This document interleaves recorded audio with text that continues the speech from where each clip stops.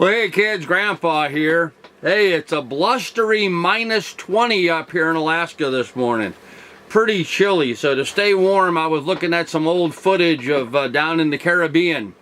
In fact, in this episode, my daughter Lacey narrates about our trip to the Rhone, the wreck of the Rhone, which was a Royal Mail steamer that wrecked and sank in the British Virgin Islands, and it's had a curse about it. It's had problems, and sure enough, every time we tried to dive, something would go wrong. Every time we tried to dive on the Rhone, something would go wrong.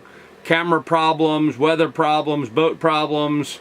So the curse of the Rhone, I do believe, continues to this very day. Anyhow, here's the clip. Enjoy it. And to my daughter Lacey, if you're watching this, I miss you, darling. Give me a call sometime.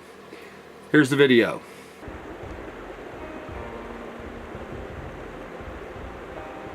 Well, it looks like I'm not catching any fish, so let me tell you a little bit about the curse of the Rhone.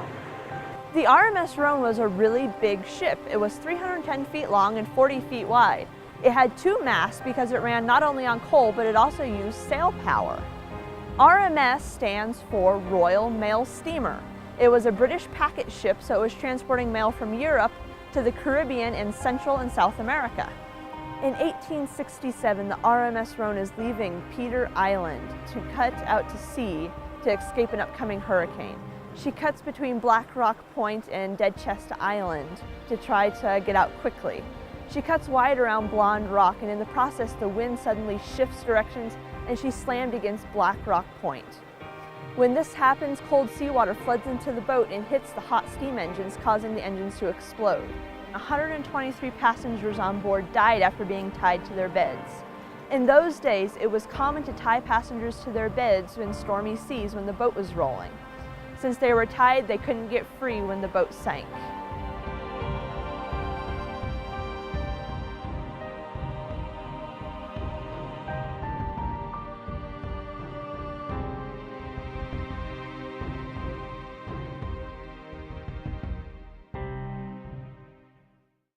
Today, the Rhone is a world-famous dive site and even had the movie The Deep filmed there. There's also been many divers who have died while diving the Rhone, further adding to the legend of the curse of the Rhone. Many divers who have tried diving the Rhone have reported strange experiences, weird feelings, strange things have happened to them.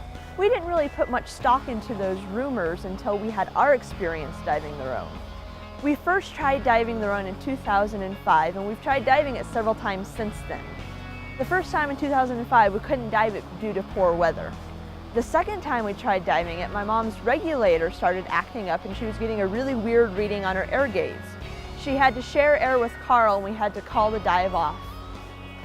Since then, we've had occurrences such as heavy current, bad visibility, poor weather, lots of things that have prevented us from diving the Rhone.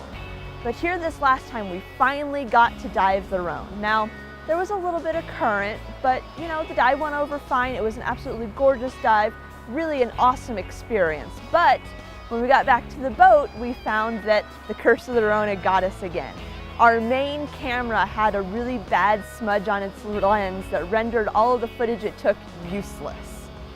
As you can see, we managed to salvage some of it, but it has a really big smudge in this screen. Sorry about that, folks, but you can blame it on the curse of the Rhone.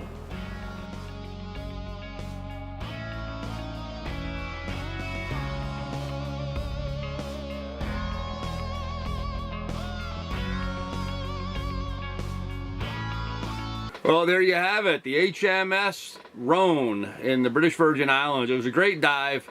It really was. In the end, we had a good time diving it. It was a nice warm dive, lots of pretty fishes, and interesting seeing the wreck and everything that's involved with that. So anyhow, if you like this kind of thing, please do like and subscribe, and we will try to have more for you soon. Thanks, guys.